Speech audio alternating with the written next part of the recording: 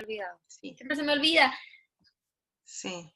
Ya, ahí estoy grabando, sí. Ya. Ay, perdón, casi comparto la diapositiva que no era. De otra clase. Ya, aquí. Y bueno, como les comentó Leo, yo... ¿pueden ver la pantalla? Sí, sí la vemos. Sí, Sí, ya. pero vemos todas las diapos. Ya, todas las... ¿Cómo saber lo que viene? Ya, miren, bueno. Hoy les voy a dar hoy les voy a conversar, vamos a conversar y a dialogar sobre una aproximación a los feminismos negros y chicanos, bueno, de la fisura a la fuga, después les voy a explicar por qué. Y claro, es una aproximación porque igual son dos temas que ameritan un seminario entero de ambos, ¿no? Porque igual ambos, si bien tienen una conexión muy grande, tanto política y socialmente, ¿no? Desde el contexto histórico donde aparecen, ¿no? Que es en el marco, bueno, en el territorio que hoy llamamos o que conocemos como Estados Unidos. Y bueno, y también decirles que les voy a dar desde la perspectiva situada, no voy a hablar cuando me voy a referir a los feminismos negros, voy a hablar de la genealogía del feminismo negro estadounidense, ¿no? Porque claro, también el feminismo negro británico también tiene otras características, ¿no? Y otras genealogías más afrodiaspóricos también, producto de la colonización. Entonces eso, para que también tengan en cuenta eso. Y del feminismo chicano. Y claro, ¿y cuáles serían los aportes de estos ambos feminismos también al feminismo latinoamericano, ¿no? Y caribeño también, ¿no? Que también son dos momentos muy importantes, estos vendrían siendo como un poco como los que alimentan, ¿no? Mucho teóricamente y políticamente las prácticas políticas de algunos feminismos latinoamericanos, como los feminismos comunitarios, como también los feminismos antirracistas también, los feminismos coloniales también rescatan esta tradición, ¿no?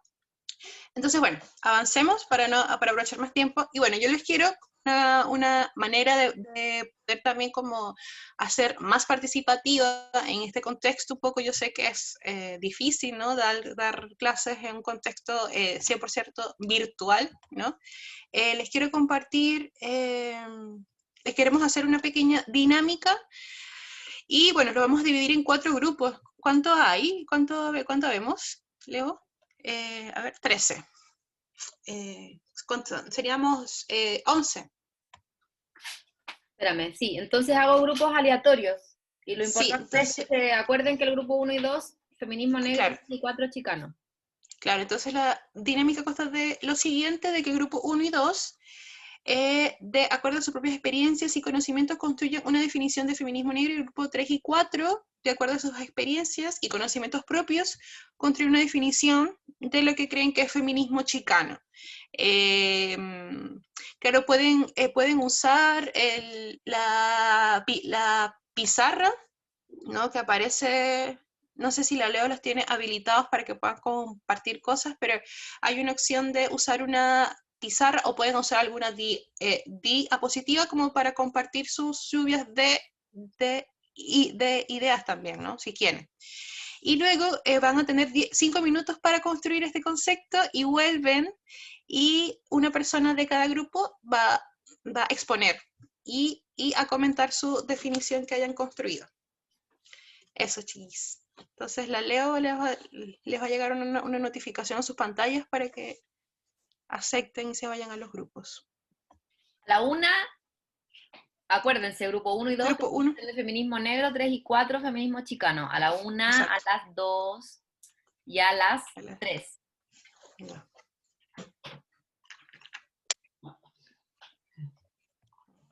Voy a dejar de compartir pantalla un momento.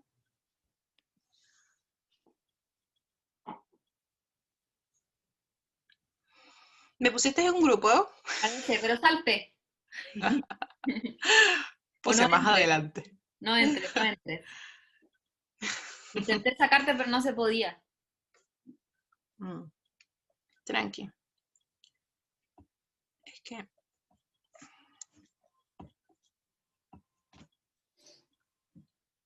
A ver, aquí alguien se nos quedó. Araceli. Tienes que entrar al grupo. Ahí está. Ya. Y ahora no los ven a ustedes. Y ahora no nos ven a nosotras. Voy a mandar puedes mandar mensajes, sí. Voy a mandarle un Sí, mensaje a todo. Grupo 1 y 2. Feminismo negro y grupo 3 y 4, feminismo chicano.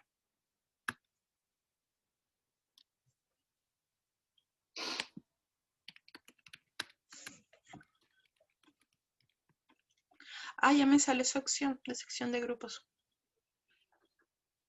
Me encanta ese grupo en esta cuestión, ¿sabes? También. Espérate, ¿y ellos ven el nombre de su grupo? Sí, arriba les aparecen nombres del grupo. Sí. Cuando entran a la sala aparece el grupo, dice grupo 1, grupo 2, grupo 3. Ah, ya. Ahí de una. Sí. Voy a entrar Sí, a un dice... grupo, voy a preguntar. No, mejor no, porque después voy a jalar. Confía, son grandes. Tienen duda, preguntarán, ¿no? Oye, yo quería decirles que me dijeran cada uno su nombre, pero después dijeron, no, me tardé mucho.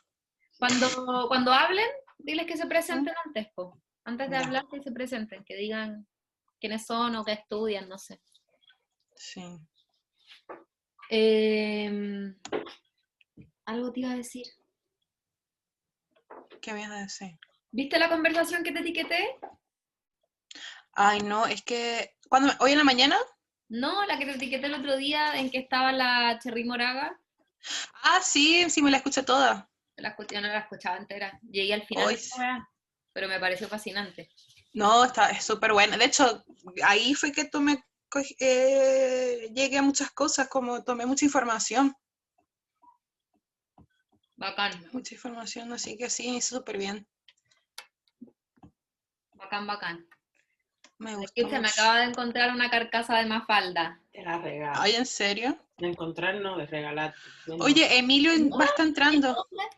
Que la tenía yo cuando compré mi teléfono. Ah, sí, Emilio. Hola, Emilio. No sé cómo se asignar. Espérame, amor. Qué linda. Muchas gracias.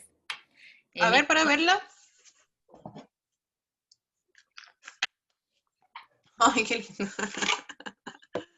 Emilio, ¿estás con nosotras o no estás con nosotras? Sí.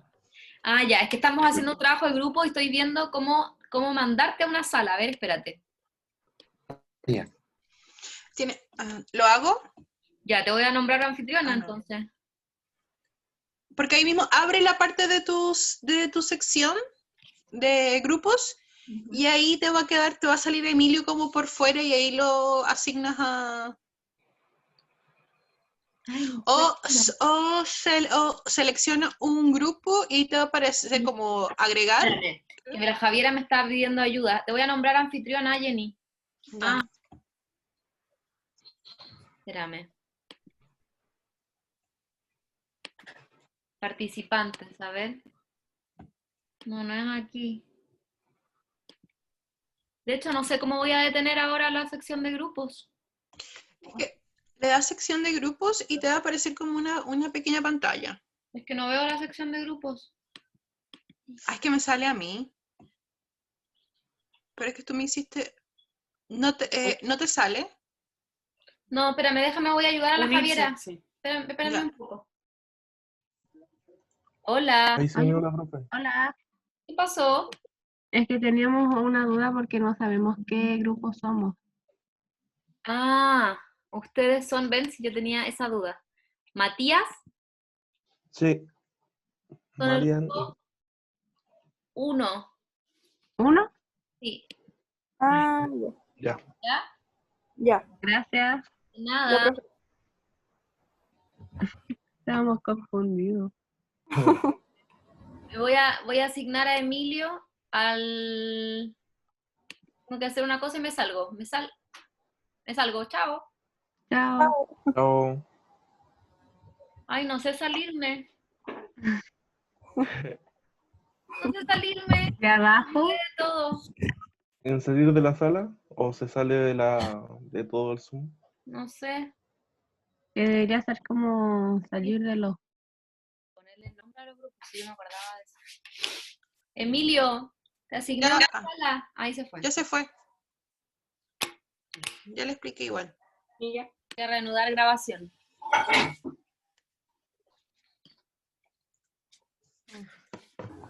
¿Profe, esto es como por grupos? Sí. O sea, ¿nos metemos acá en solo nuestro grupo o van a venir todos los grupos a esta? Van a venir todos. Esta ya ya es la Ah, sala general. Ah, dale, gracias.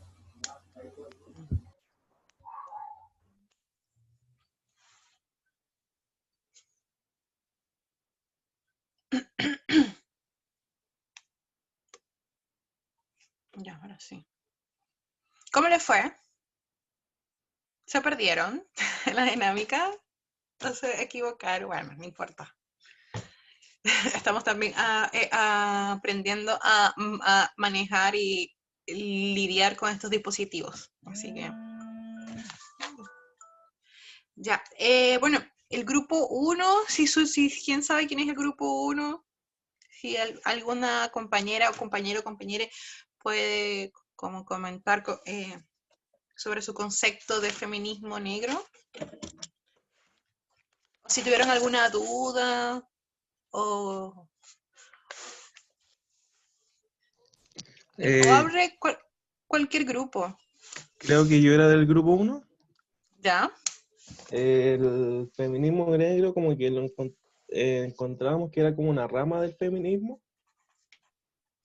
Como que en un momento o sea, no sé si nos costó, pero hicimos la diferenciación entre el feminismo negro y el feminismo descolonial.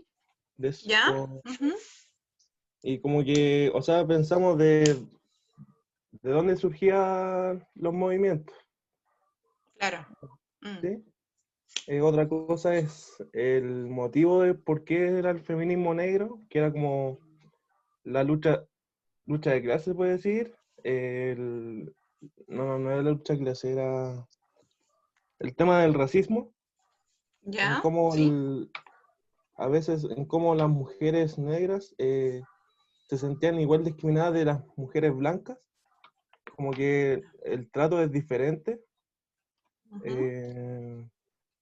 No sé qué más recabamos. Ya. Gracias, Matías. Sí. Sí, bueno, entonces surge también como un poco como una lucha contra el racismo también, ¿no? Como un poco de eso. Otro grupo, el grupo 2, ¿quién era el grupo 2 y, y hizo la definición del feminismo negro? Creo que nosotros éramos el grupo 2. Ya. Ya. Creo que igual nos costó como hacer una definición, pero a grandes rasgos como que consideramos que era un movimiento político primero, porque tiene como un posicionamiento respecto de cómo son las cosas como en la actualidad, como el status quo. Y en segundo lugar que nace a partir de la experiencia del racismo y la discriminación. O sea, a partir de una realidad genera, digamos, un movimiento que digamos, busca modificar lo que existe a partir de una experiencia propia de un grupo determinado en la sociedad, que serían las personas, si fuera en particular en Estados Unidos, afrodescendientes, pero podrían ser también afrolatinas, qué sé yo. Y lo otro que consideramos es que hace énfasis o agrega en esta variable como adicional de como vulnerabilidad. O sea, no solo son personas en mujeres o disidentes, sino que además se ven como mayormente quizás vulneradas o segregadas de la sociedad por un componente, no sé si está bien llamarlo así, pero digamos biológico, o Ya. que tiene que ver como con la composición de sus cuerpos, sus perfiles, como se dice, raciales. Ujú. Eso. Sí, por esta idea por esta ficción de que es la raza, como diría Aníbal Quijano, ¿no? Ujú. Sí, gracias, Carlos. Muchas Gracias. gracias. El grupo 3 sobre feminismo chicano, o el grupo que haya hablado y construido, conversado sobre el feminismo chicano.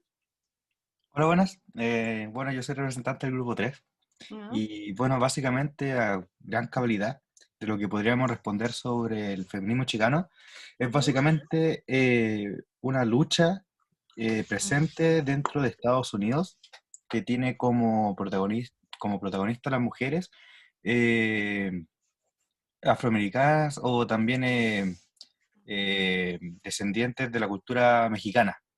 ¿Mm? Entonces, en ese caso, lo que debatimos en el grupo fue que ellas luchan por la reivindicación tanto de su cultura y como de su pueblo, porque usualmente ellas se enfrentan mucho al tema de racismo. Y bueno, un caso más representativo, básicamente, que me explicaron en uno de mis viajes a Estados Unidos, fue ¿No? que, por ejemplo, los gringos con harto dinero que tienen empleadas de hogar, le dicen empleadas básicamente, pero ocupando ese término en español. Por ejemplo, cuando en inglés dirían ella es una empleada, ocupan el tema, la palabra empleada en español, y no como maid, que sería como la traducción en inglés, para diferenciar a la empleada mexicana, por ejemplo, de la Mira. propia empleada de hogar blanca, por así decirlo. Y bueno, y cuando escuché eso fue como ya básicamente un racismo y es una contienda que el feminismo chicano plantea erradicar en aquella nación. Interesante. Interesante, sí. Bueno, más adelante vamos a ver también cómo el feminismo chicano o la comunidad chicana, con X, chicana, después les voy a explicar por qué. Claro, tienen este juego y esta resignificación de usar el Spanglish, ¿no? Se tienen también también es como otra lengua también un poco, ¿no? Un poco como pasa como el español chileno, que tienen toda su especificidad y sus modismos propios. También dentro de la comunidad chicana pasa lo mismo, tienen todo un modismo y un español muy particular también, ¿no? Entonces también, claro, ellos hacen un juego de palabras entre el español y el inglés, el Spanglish, o también dicen el chicano Spanglish también, chica Spanglish creo que le dicen, y claro, y también hacen una resignificación del lenguaje porque tiene una carga peyorativa el uso cuando una persona gringa usa el español de forma peyorativa para dirigirse a su comunidad, pero ellos luego rescatan eso y como que lo usan como como una forma de empoderamiento, ¿no? O de reconocimiento de su identidad y de su diferencia también. Así que gracias, Anis, por tu comentario. El último grupo, el 4, hay una chica que escribe que... Araceli dice, yo tengo muy malo el internet, así que pondré por ya. lo que con mis compañeras dijimos sobre feminismo negro. Ya. Como yo me equivoqué y no puse los números de los grupos, está bien. Ya, tranquila. No, está bien, no, tranquila, no, tranquila. Su centro alrededor de todas las desigualdades que sufren las mujeres es el racismo, y surge ya que las mujeres blancas no les daban espacio en su lucha a otro tipo de mujeres. Las mujeres blancas creen que encontraron en todo el fondo de todos los problemas, pero jamás pusieron en disputa todo lo que sufren las mujeres negras, que además de ser mujeres sufren por las diferenciaciones que se hace por su raza, dice acá. Simultaneidad de opresiones, dice María. Simultaneidad de opresiones, sí. Muchas gracias, Araceli. Sí, en efecto, sus comentarios y sus apreciaciones estaban bastante acertadas, ¿no? Y cercanas, ¿no? A lo que es el feminismo negro o el feminismo chicano. Ya voy a compartir acá la pantalla para que puedan ver las diapositivas. Ya. Y sí, en efecto, ya.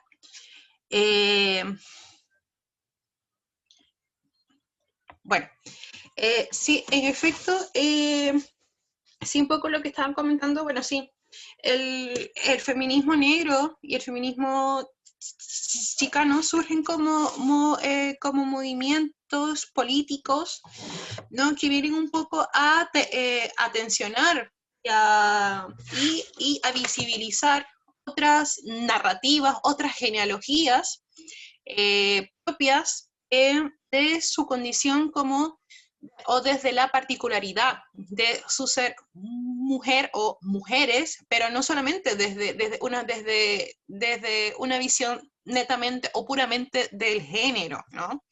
Sino que vienen a desentramar y a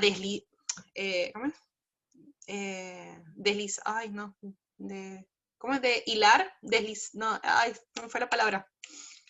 Ay, la tenía bueno, vienen a hilar fino un poco, ¿no? Sobre, y a presentar, ay, me lo escribiste, Leo, pues. De velar, sí. Vienen a velar un poco también desde su experiencia encarnada, situada, ¿no? Desde qué era ser mujer negra o qué es ser mujer chicana en los Estados Unidos, ¿no?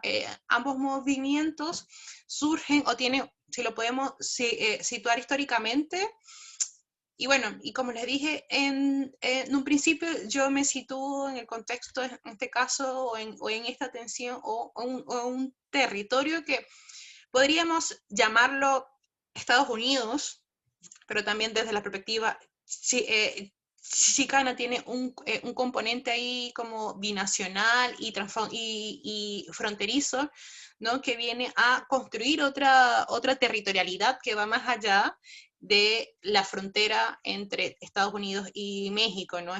Vendría siendo como un territorio geocultural también que abarca parte de lo que fue o de lo que en algún momento en la época de la colonización española en el territorio mexicano era lo que luego era territorio de México, pero que luego en una guerra entre Estados Unidos y México pierde sede parte de su territorio, que después voy a mostrar un mapa.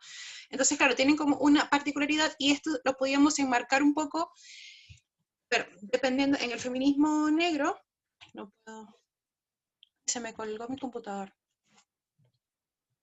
No me deja pasar la... disculpen, ya. Bueno, igual Leo me comentó que ya ha visto como una aproximación, una mirada de los feminismos negros. Yo, bueno, como ya han visto, lo voy a dar como muy por encima. El feminismo negro estadounidense, ¿no? Podríamos encontrar sus raíces o sus inicios desde el famoso discurso de Sorun Chur, que fue una mujer abolicionista de la esclavitud en la época de 1850, ¿no? Y un discurso muy famoso que se llama ¿Acaso no soy mujer?, donde ella presenta o interpela en una convención de mujeres o del movimiento de mujeres que se estaban organizando, ¿no? O que podríamos decir que eran las protofeministas por los derechos al voto y a la propiedad privada. Ella las interpela, ¿no? Con un famoso discurso que, bueno, luego lo pueden buscar en YouTube si no lo han visto ya en otra clase, que se llama ¿Acaso no soy mujer? ¿Sí lo vieron? Ah, ya. Y bueno, entonces paso a esto si ya lo han visto y me enfoco en feminismo chicano. Igual con Audre Lorde y Y Angela Davis, dale nomás. Ah, ya. Y bueno, también está Angela, bueno, otras de las referentes máximas dentro del feminismo negro. También está Audre Lorde, que era una poeta, guerrera, madre, lesbiana, negra, feminista, así como ella se autodenominaba, ¿no? Donde ella vendría desde la escritura, ¿no? A, a reivindicar y a develar su existencia, ¿no? O todo lo que ella, desde su autobiografía, a través de la poesía, ¿no? Por eso hay un libro de ella que se llama El Unicornio Negro, que es como el primer poemario que se conoce, o que fue una antología que ella misma sacó en 1980, donde, claro, donde ella develaba toda su existencia, ¿no? Como mujer afroamericana y lesbiana también, ¿no? Entonces ahí podríamos ver un poco ya cómo van apareciendo estas primeras conexiones entre el género, pero también entre la raza, pero también de la sexualidad, ¿no? Entre los grupos racializados, ¿no? Y bueno, y también tenemos otra referente que es Angela Davis, que bueno, que es una también mundialmente conocida, fue parte de los últimos tiempos de lo que era el movimiento Panteras Negras, y bueno, y en los últimos años ella, bueno, y también ha tensionado también una perspectiva o una lectura crítica desde la raza, pero también desde una mirada de la clase, también desde una mirada marxista, ¿no? Y actualmente también es una de las pioneras o de las que lleva la lucha por la abolición del sistema carcelario en los Estados Unidos, porque claro, porque son estructuras que son un poco de la continuidad del sistema de segregación de razas, ¿no? Entonces, bueno, estas son como un poco como las genealogías o las principales, una de las principales, porque igual son muchas, ¿no? Actualmente podemos tener otras referentes como el movimiento Black Lives Matter también, que también sus confundadoras son mujeres negras y son mujeres lesbianas también. Entonces, claro, el feminismo negro, si bien tiene una referencia o tiene una genealogía, lo podíamos situar desde la época en que se estaban movilizando por la abolición de la esclavitud, pero tiene como su sistematización teórica más fuerte a partir de los años 70, ¿no? Y aquí hago una referencia, no sé si voy bien, estoy hablando mucho, si me quieren hacer alguna pregunta, porque yo soy buena para hablar y puedo parecer un loro, pero si tienen alguna duda, si están ok, si tienen alguna pregunta o quieran hacer algún comentario, pueden, como no sé, hacer un emoji, eso es como una reacción.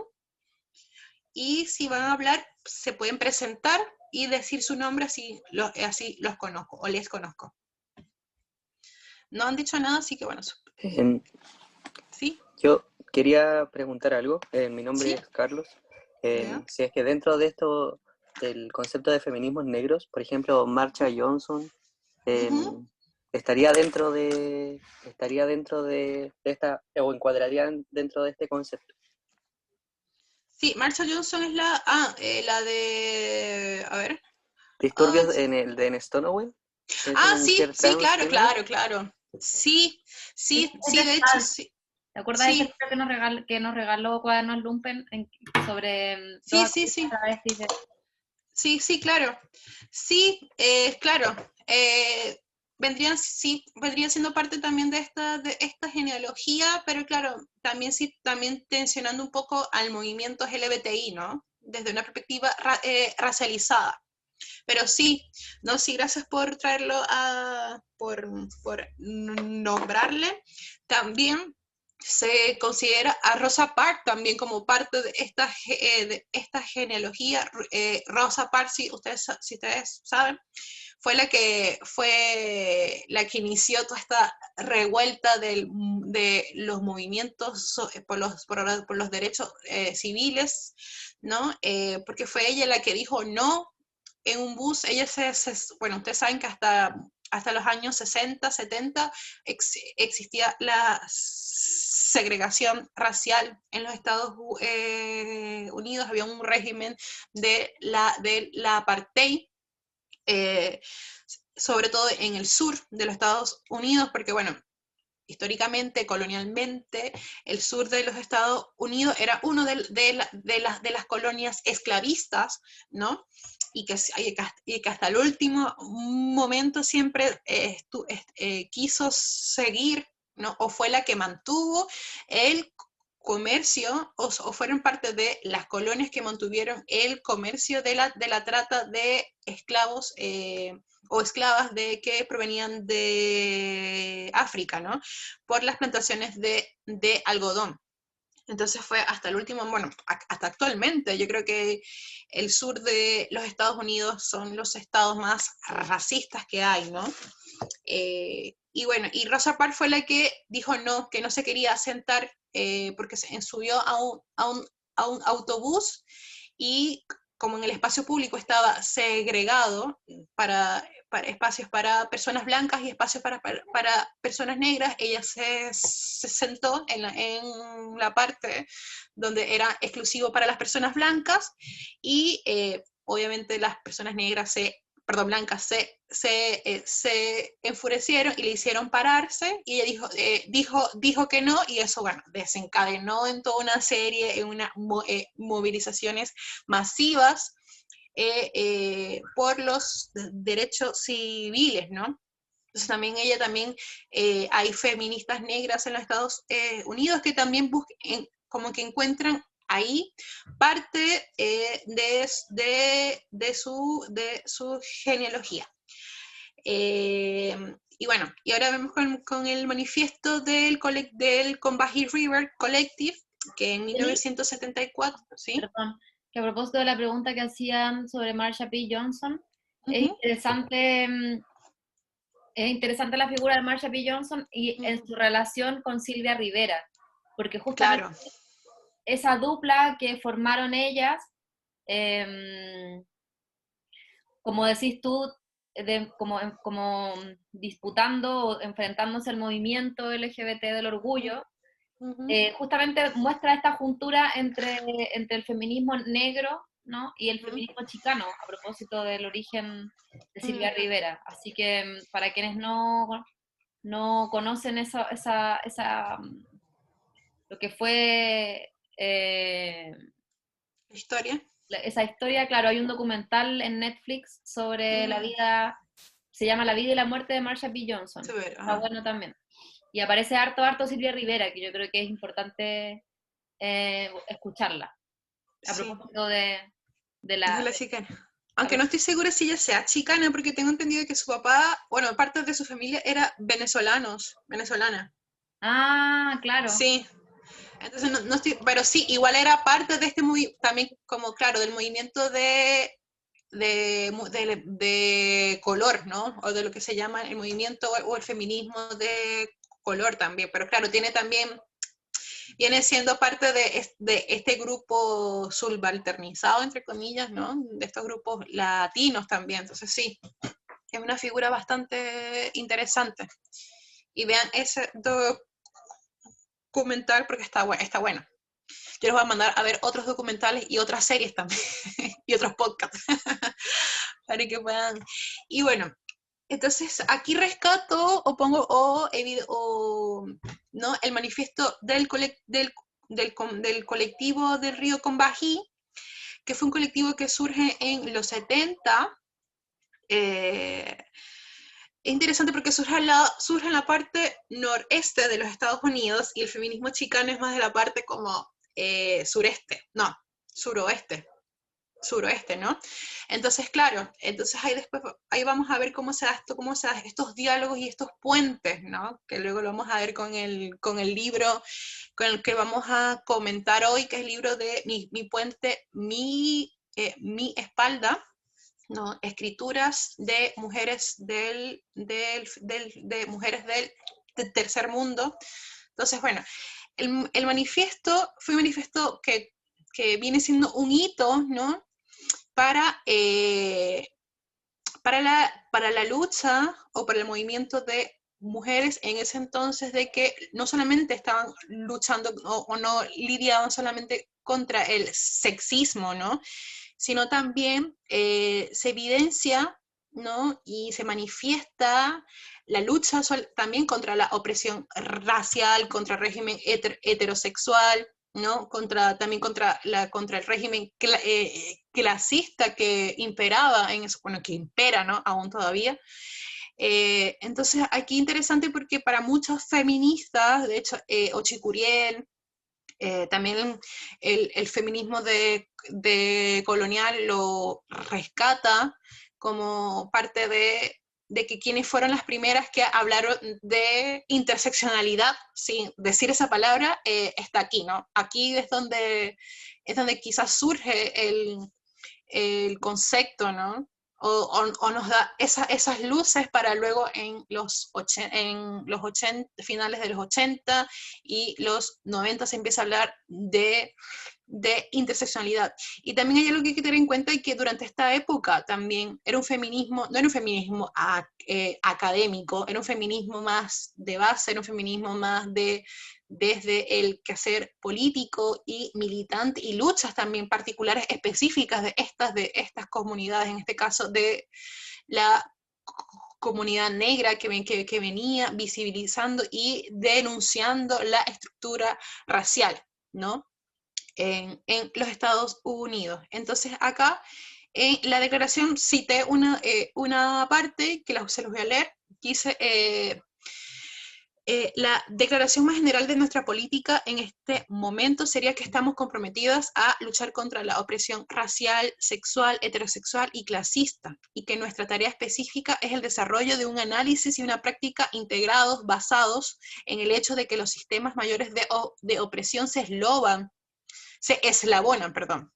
La síntesis de esta opresión crean las condiciones de nuestras vidas. Acá ya eso es interseccionalidad, así como ya están abriendo ya la perspectiva, ¿no?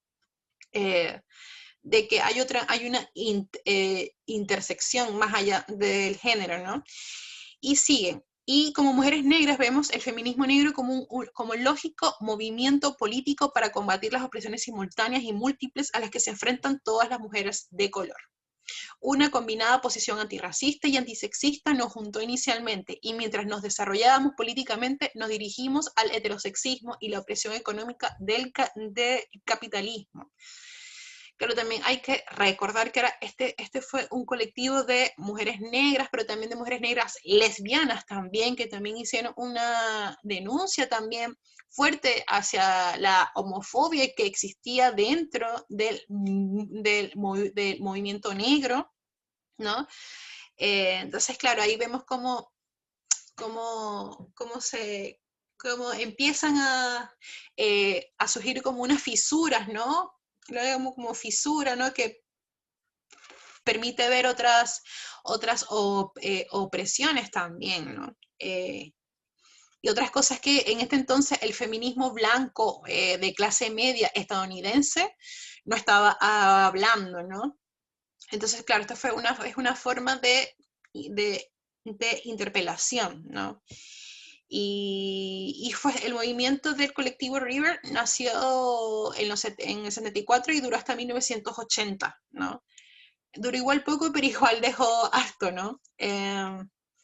Claro, a muchas es como quien pone al debe, ¿no? Quien pone en la teoría y en la praxis política feminista el tema, la interseccionalidad, o el concepto que hoy lo usan mucho, que está muy de moda, que es la interseccionalidad. Entonces, como que quiero que sepan, que les quede claro de que es un concepto que nace del movimiento, de las experiencias, ¿no?, de las mujeres negras. Y más adelante, unos años más tarde, vendría siendo de las mujeres chicanas o de las mujeres de los feminismos llamados de la frontera. Entonces, claro, es una imbricación de diversos sistemas, o es la imbricación que hacemos de estos diversos sistemas de opresión. No solamente, bueno, en la actualidad se habla de muchos otros temas, ¿no? También se habla no solamente del racismo, sexismo, clasismo y de la heteronormatividad, también se habla del capacitismo, también se habla, bueno, también de tu nacionalidad, también del adultocentrismo, ¿no? Que también vivimos en un mundo donde está pensado y mirado desde les adultos, y muchas veces se dejan a los niños, a las niñas, niños, o no se les da, o no se les invita, ¿no? O no se les visibiliza a la construcción también de nuestro mundo también, ¿no? Y de nuestro... Entonces, claro, un poco de cómo ver estas conexiones de poder que hay, ¿no?, entre estas diversas categorías o sistemas que también nos oprimen. No sé si me van siguiendo. ¿Está todo ok? Pueden poner así como un... Hola, ¿puedo hacer una ¿Sí? pregunta? Sí, claro, por supuesto. Soy María Muñoz. Ya. Hola, María. Cuando se habla como de feminismo académico, o sea, de que no es un feminismo académico, como, ¿a qué va eso? O sea, yo entiendo que va como al lenguaje, a que no se ocupa como que la academia al final igual es como parte de todo el sistema, supongo. Claro. Como, pero igual va como en relación como al clasismo, ¿no? Como, o no tiene, como que no... A ver cómo explicarlo. Claro, lo que pasa es que, bueno, si lo citamos históricamente, todavía en esta fecha no estaba tan institucionalizada como los estudios de género, o como eran muy incipientes igual, o eran muy pocos, ¿no? Y esta teorización que después más adelante se va a sistematizar, ¿no? Y estos conceptos van a salir, ¿no?, a la luz, son gracias a los aportes que hicieron y a las experiencias propias de las mujeres negras en este caso, ¿no? O en este caso también de las mujeres chicanas, ¿no? O sea, como que no es que fueron parte de su experiencia política, social, como activistas, y ninguna de ellas en ese momento eran académicas, ¿no? Ahora que más adelante exista, que Angela Davis también es una académica, pero también es una activista, ¿no? También está, y muchas también de las mujeres chicanas, ¿no?, fueron las primeras generaciones de mujeres que pudieron estudiar. Aquí la Leo compartió algo. Sí, es que compartí un video de la Yuderquis Espinosa a propósito de la pregunta que hace, no sé qué le dice María Isabel. Mariam. Hay un video que también se los puedo mandar, en que aparece Angela Davis, se llama Feminismo Mainstream, algo así. Y Angela Davis cuenta que en los 70, 80, bueno, como dijo la Jenny, la Angela Davis, bueno, fue parte de las Panteras Negras, es una conocida comunista, hoy día también vegana, etc. Hay un video que se llama Feminismo Mainstream, en donde ella dice que en los 70, 80 le decían a ella que era feminista, y ella decía que no, que era revolucionaria. Porque en el feminismo negro y en el feminismo chicano, aunque Gloria Anzaldúa, la Cherry Moraga, son todas mujeres que devinieron académicas, que terminaron haciendo clases de teoría crítica, de literatura en las universidades en Centroamérica, perdón, en Estados Unidos, en Texas, ¿no? Hay una fuerte crítica, bueno, Delors también viajaba por el mundo dando charlas, ¿no? Pero hay una fuerte crítica a la academia como un lugar en el que se reproducen estos sistemas de opresión, pero que también es un espacio que está separado de la praxis política, y que es algo que esa reivindicación, yo me imagino que la semana pasada en la clase de feminismo decolonial lo vieron, ¿no? En el feminismo decolonial hay un llamado muy claro a que la teoría crítica feminista va de la mano con la praxis política, que es algo que el feminismo académico no conoce. Entonces, les dejé ahí, o no conoce, o hay una crítica muy fuerte al academicismo, diría yo, que es propio del feminismo. Entonces ahí les dejé un video de la Yuderquis que a mí me encanta, porque la Yuderquis acuña, o sea, le llama al feminismo el club de las feministas, siendo ella misma feminista, ¿no? Porque ella dice que ella descubrió el feminismo como feminismo, o sea, que nombrado así, en la universidad, dadas las posibilidades que ella tuvo de estudiar, sin ser de una clase acomodada en República Dominicana. Y que el club de las feministas eran estas mujeres académicas que se reunían a pensar sobre el género, pero que nunca pusieron ni un pie en el barrio, ¿no? Entonces ella, denostando un poco esa tradición feminista, que la verdad es que es así, le llama a las feministas del club de las feministas, ¿no? Cuando en realidad, dice la Yuderquis, las luchas de las mujeres históricamente podríamos entenderlas como feministas, lo mismo que dice la Jenny, ¿no? Rosa Parks, Sojourner Truth, en su época no fueron nombradas feministas, no son reconocidas como feministas por el movimiento, por las feministas blancas, burguesas, muy ligadas al academicismo. Entonces, a propósito de eso, con el feminismo negro y chicano y también decolonial hay una muy fuerte crítica al distanciamiento que es propio del feminismo mainstream, inserto, inscrito en la academia desde un lugar muy teórico. Poder y de privilegios también, ¿no? Porque también, claro, se hace este cuestionamiento, aunque claro, no es así en todos los territorios, porque claro, pero por ejemplo, hasta en los Estados Unidos, hasta muy entrados los años 70, 80, podríamos decirlo, después de la abolición del régimen de apartheid, es que recién en los 70, 80 la comunidad negra pudo entrar masivamente a la universidad, ¿no? Y no había esta segregación. Entonces, claro, es como, si bien estas luchas no son propiamente luchas feministas secas son luchas que vienen a, ¿me decía una cosa? Son luchas que vienen a decir como ya va, le vienen a decir al feminismo en cuanto al género, como que ya va, no todas vivimos lo mismo en cuanto a género, ¿no? Sí, bien, todas somos mujeres, pero ya también nuestra especificidad, nuestros cuerpos, ¿no? Nuestros cuerpos de color, nuestros cabellos, nuestras experiencias, ¿no? También donde vivimos también, o en los diversos territorios donde vivimos, también nos da una particularidad y se encuentran otras estructuras de dominación que hace que nuestras experiencias en cuanto a mujeres sean muy distintas, ¿no? Muy desde la particularidad también, ¿no? Entonces, por eso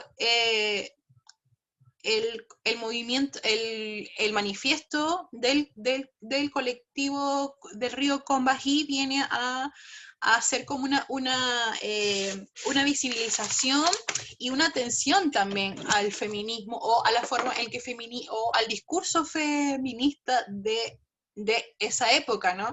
Que únicamente se estaba enfocando en los problemas de las mujeres blancas, burguesas o de clase media, ¿no? Entonces también como que ya va, también existe otras formas, ¿no? Y otras resistencias también, ¿no?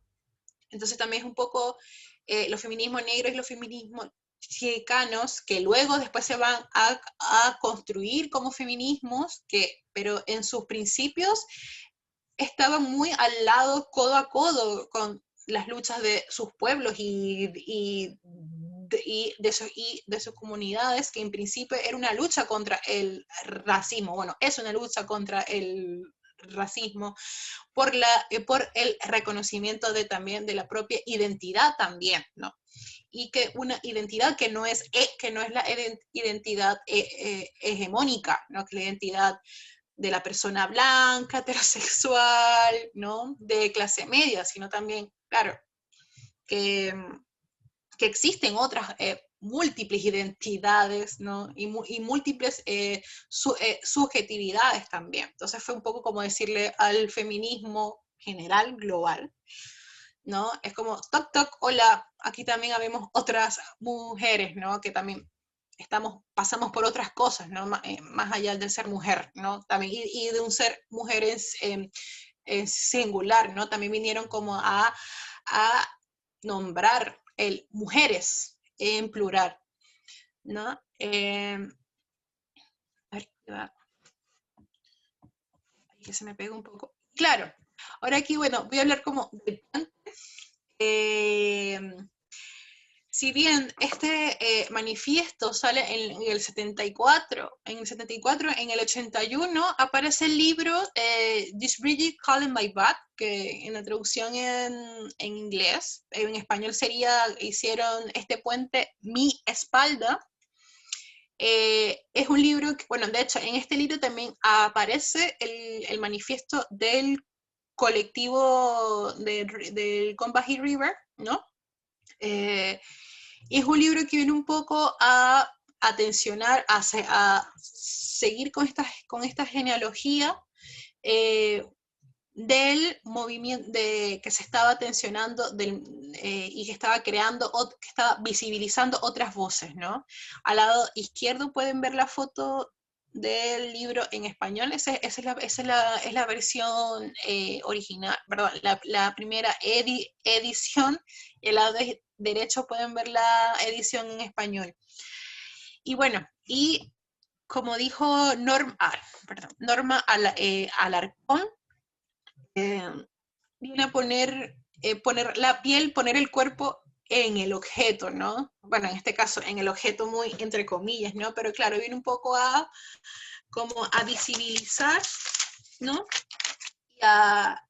Y a poner como la experiencia de las mujeres de color o de las mujeres llamadas tercermundistas también. Luego ahí voy a explicar por qué el tercer mundo, o sea, porque en la traducción que hacen al español, justamente Cherry Moraga explica por qué voces de las mujeres tercermundistas en los Estados Unidos, ¿no?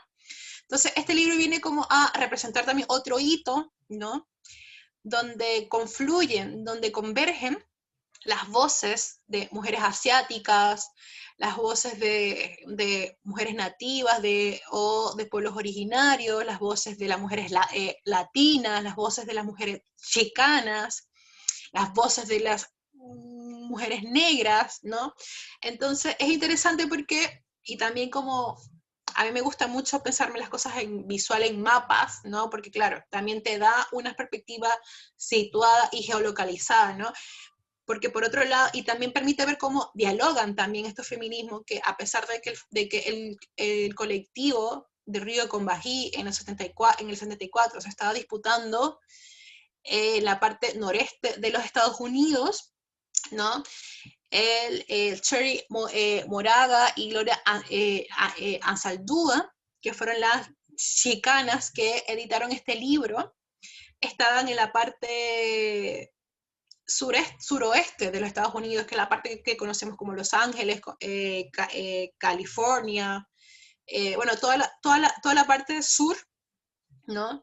Entonces, claro, entonces por eso fue que le pusieron este puente, o sea, el puente o esta noción de puente, porque permitió, como que vino a representar como un puente para estos diálogos, ¿no? Y para estas voces, ¿no? donde ellas pudieran contar a través de poemas, de imágenes, de ensayos, ¿no? Pudieran hablar de su propia experiencia o de como la primera parte de este libro es teoría encarnada, ¿no? Muy desde su vivencia del ser mujer en primera persona, pero desde su propio cuerpo, ¿no? Que como dijera antes, no era el cuerpo hegemónico de las mujeres blancas, ¿no? De clase media. Entonces, bueno, este fue el libro que salió en el 81 y recopila entre poemas, imágenes, escritos, ensayos, ¿no? De diversas mujeres. Y también aquí surge el concepto de mujeres de color, porque en una entrevista, Cherry Moraga dice que mujeres de color porque fue como una categoría que permitió, podríamos decir, como agrupar también a esta diversidad, o fue una manera en que ellas pudieron como articularse también desde sus diferencias también, ¿no?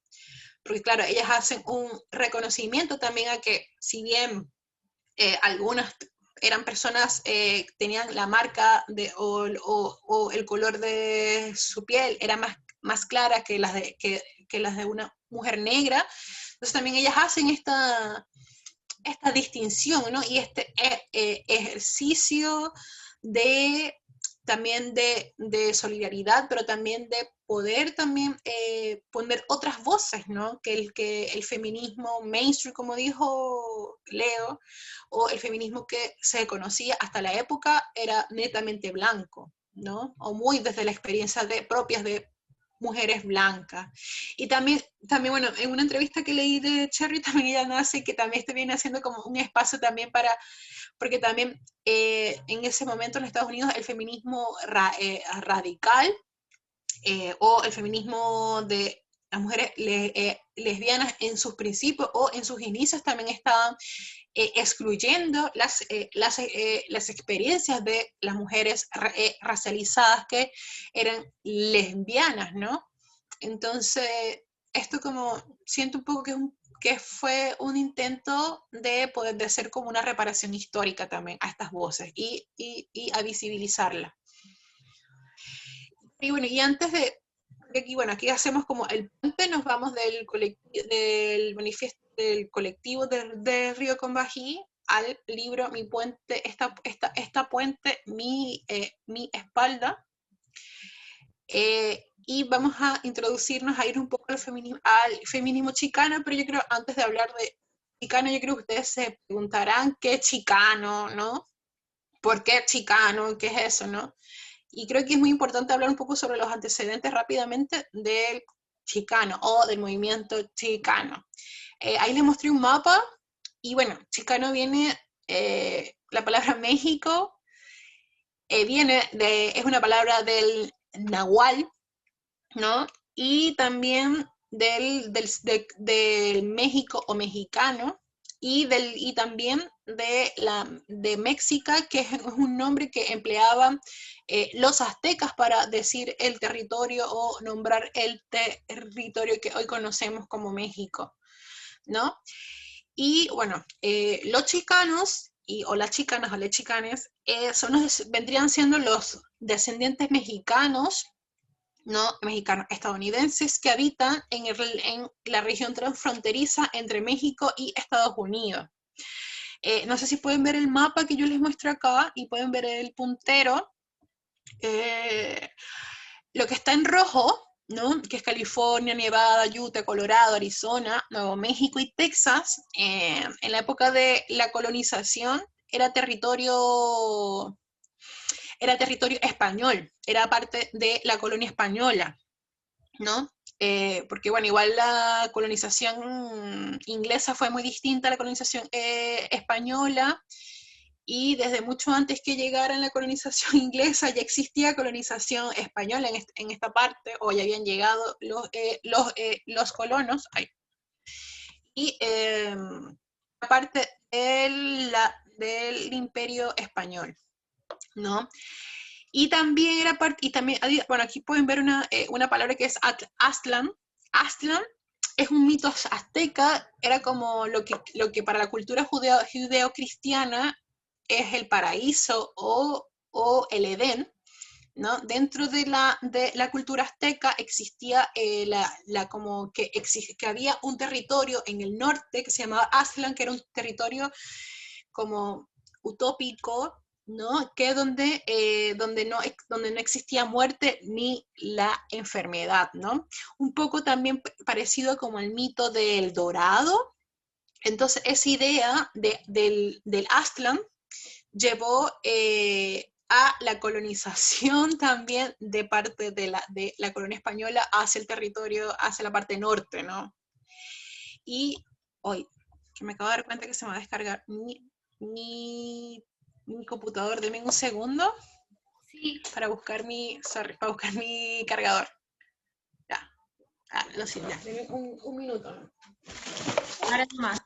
Yo quisiera, mientras la Jenny enchufa, recuperar algo de lo que mencionó más temprano cuando habló de este territorio geocultural, de lo chicano, porque nos queda poquito rato. Ya, ahora sí. Disculpen, que Estaba rellenando. Nos queda poquito rato, entonces me parece que en caso de que no alcancemos a terminar toda la presentación, es como importante, a propósito de la figura de Gloria Anzaldúa, sobre todo, entender que también lo chicano emerge, claro, en estos territorios, pero configura una especie de territorio simbólico otro, ¿no? Podríamos decir, es como un tercer espacio, porque de alguna manera es en sí mismo transfronterizo a nivel territorial, geopolítico, pero también transfronterizo en términos de las subjetividades que emergen de esas imbricaciones chicano-estadounidenses, ¿no?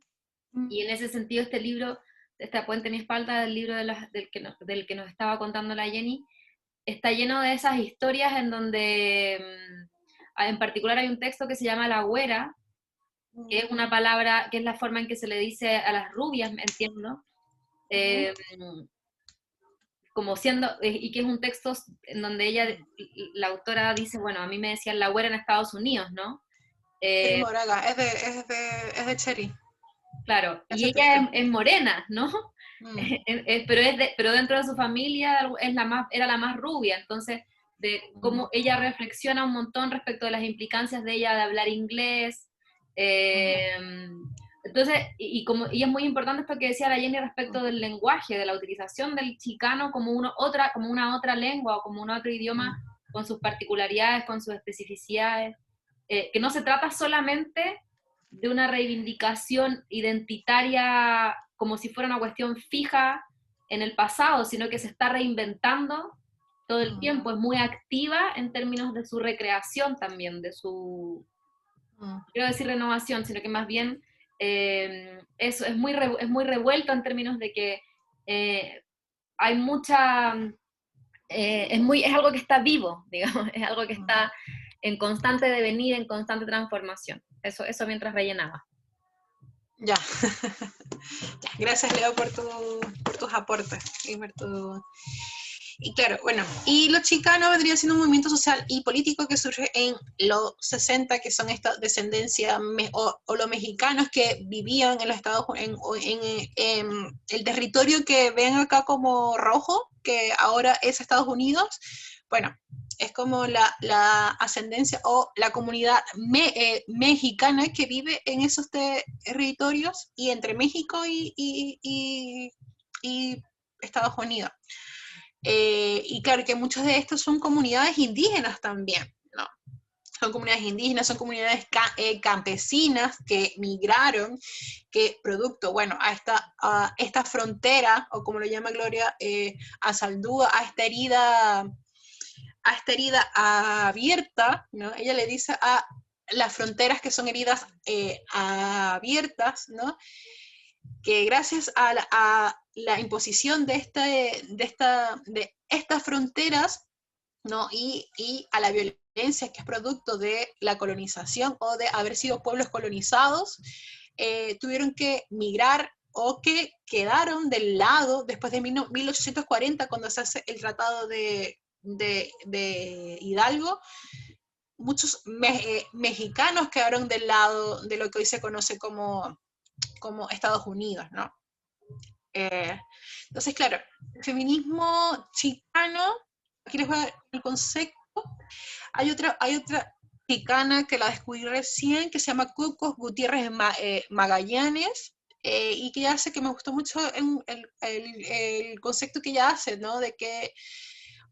Sobre la tradición, ¿no? De la feminista chicana, que es una tradición intelectual de raíz liberadora, que se inscribe en el mundo como un aporte a la emancipación cognitiva, social y política de sujetos colonizados, históricamente subalternizados, ¿no? Porque claro, si bien este movimiento, esto es como, a ver, es como una cultura que se va configurando, ¿ya? En un territorio fraccionado, dividido por la frontera, ¿no? Pero también que intenta rescatar, ¿no?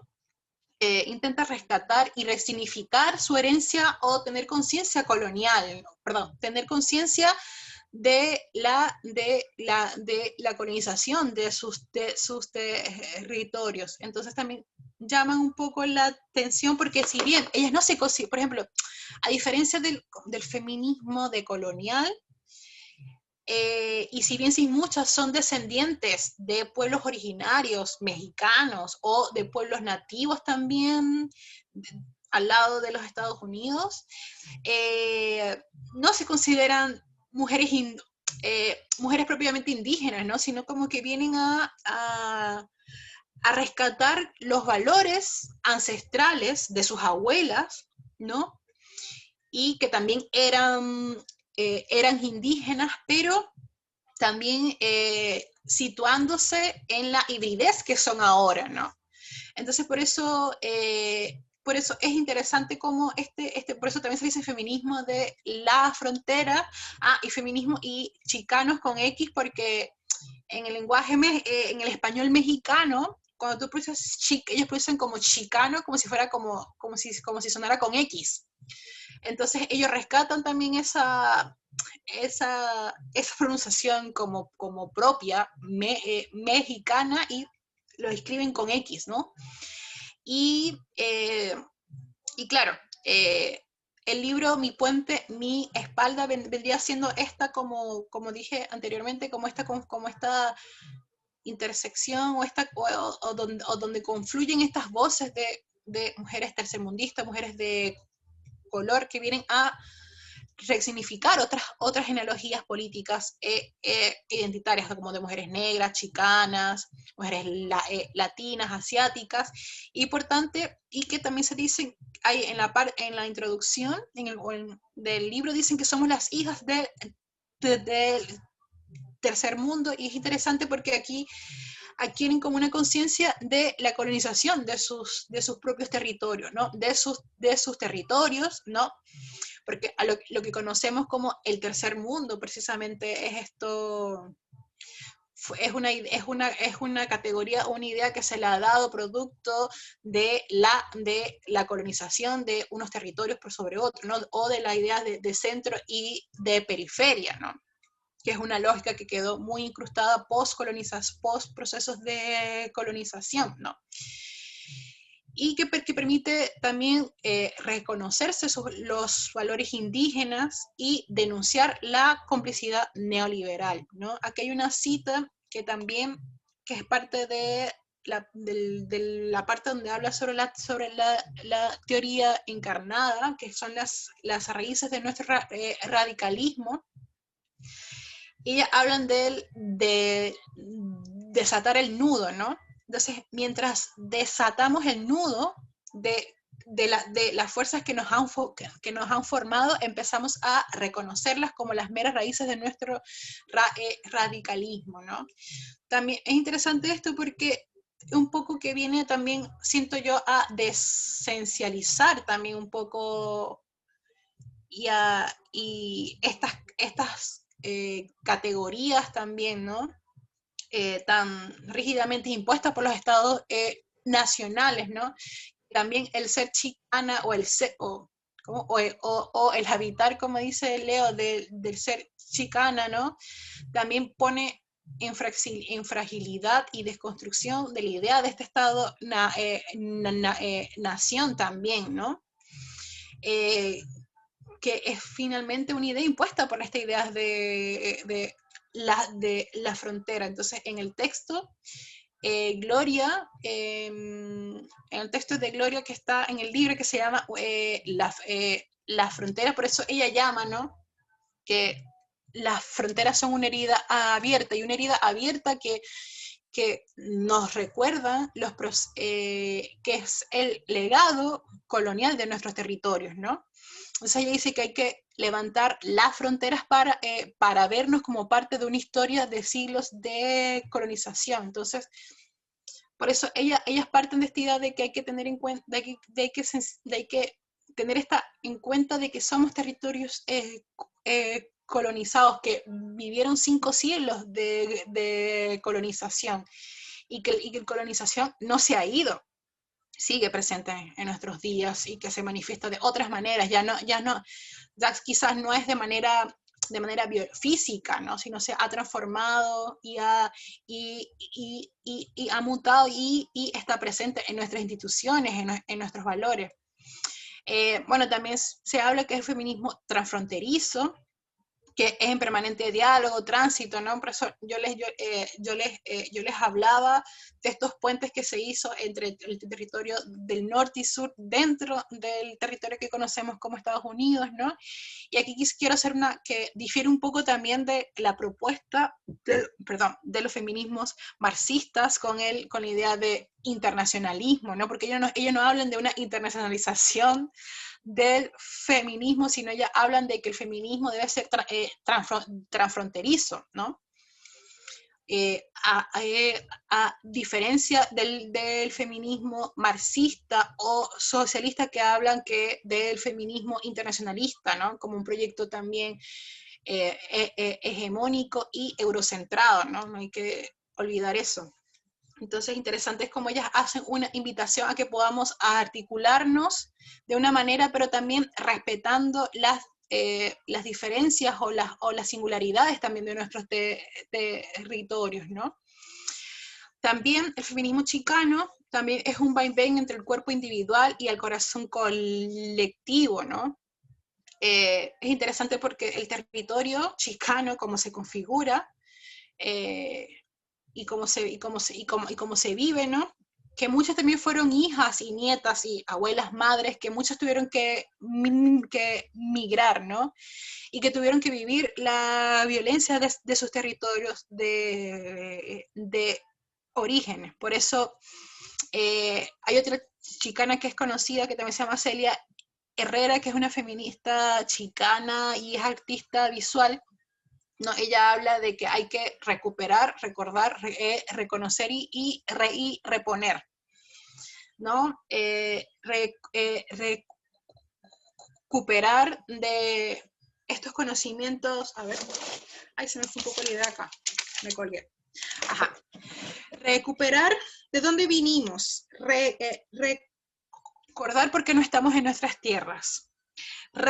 Reconocer dónde estamos y reponer, que ella habla mucho del reponer a través que ella dice que este libro, Mi puente, mi espalda, vino a reponer todo lo que históricamente y colonialmente, o todos los silencios que habían habitado en el cuerpo de todas estas generaciones de mujeres, de madres, abuelas, que tuvieron que migrar, que tuvieron que homogeneizarse, que tuvieron que silenciar sus voces durante muchos siglos, ¿no?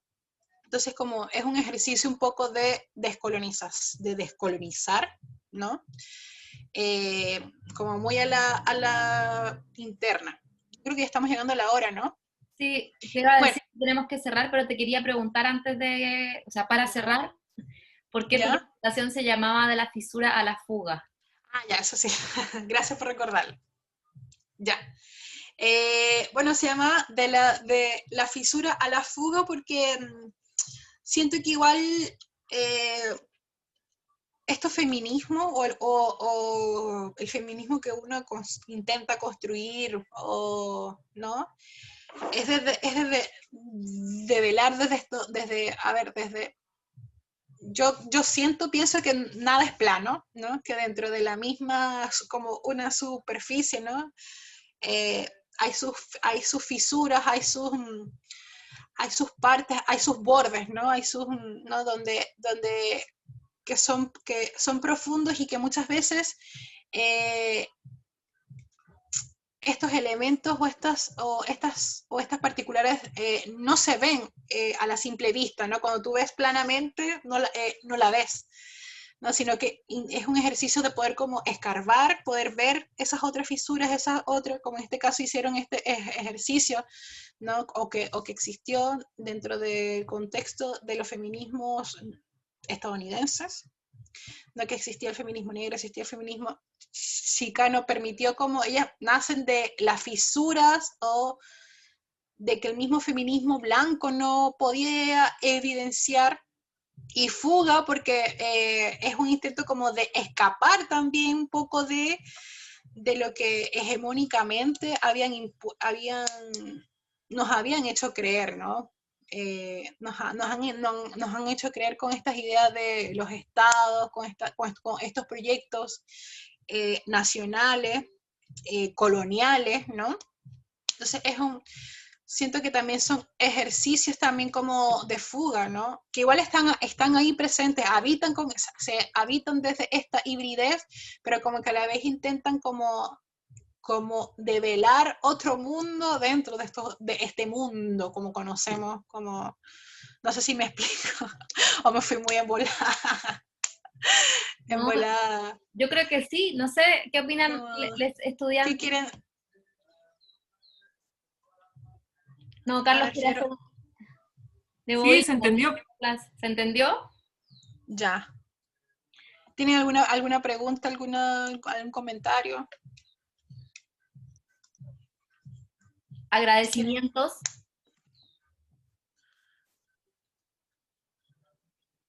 Muchas gracias, Jenny, muy interesante, dice Florencia. Muy interesante tu clase. Gracias, Florencia. Mira, que les quiero hacer una referencia, no sé si, bueno, hay una serie que por cierto que como que ambienta un poco como el contexto chicano, o da un poco el contexto chicano, no sé si, bueno, si son de ver serie, yo soy muy de ver serie, y hay una serie que se llama Penny Dreadful, pero... ¿Cómo se escribe? Penny Dreadful, ya, lo voy a escribir yo, que se llama Penny Dreadful, Ciudad de Los Ángeles, que está ambientada en los años 40, en la ciudad de lo que conocemos Ciudad de Los Ángeles, y da un poco, es ficción, pero como que da pinceladas un poco sobre el movimiento chicano en los años 40, en los años 40, ¿no? O del grupo de... Entonces es muy interesante, se llama, y lo voy a escribir, Penny Dreadful, es una serie, ficción, igual tiene sus pinceladas de... Ay, yo no la cacho para nada. Es una serie, pueden buscarla, está en Cuevana, está en Cuevana, yo la vi en Cuevana. Y también hay un podcast de Radio Ambulante, pueden poner Radio Ambulante, es radioambulante.org, y hay un podcast que habla sobre precisamente significa habitar la frontera, y es un caso de una chica, de una joven que tuvo su infancia entre el norte de México y Texas. Entonces es interesante porque también ella cuenta de cómo lo vivió, ¿no? De cómo... Es interesante. No recuerdo el nombre de ese podcast en específico, pero creo que se llama La Frontera. Entonces si buscan radioambulante.org y pueden ver como la lista de los podcasts, ahí está, se llama podcast, el título es La Frontera. Entonces un poco también como a visibilizar el habitar esta frontera binacional que tiene una configuración política, social, cultural muy particular. Se parece también como la noción de frontera para Gloria Anzaldúa, para Cherry, ¿no? Es un poco, es como que hay que levantar esa frontera, hay que levantarlas para poder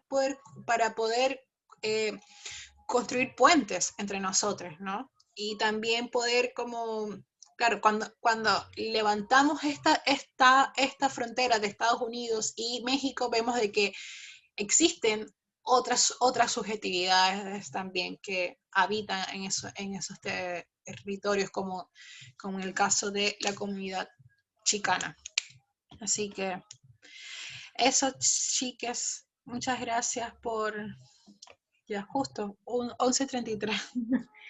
Muchas gracias, Jenny. Habíamos hablado un poco de Gloria Anzaldúa a propósito de Walter Miñolo, porque Miñolo rescata harto lo de la herida para plantear lo de la herida colonial y el pensamiento fronterizo. Y porque de alguna manera la interculturalidad crítica y decolonial, como la estudiamos en este curso, tiene mucho que ver con la idea del pensamiento fronterizo. Que justamente es lo que dice la Gloria Anzaldúa, lo que dices tú de mirar desde la frontera, no... Ser un cruce de caminos, ser un cruce de caminos más que, claro.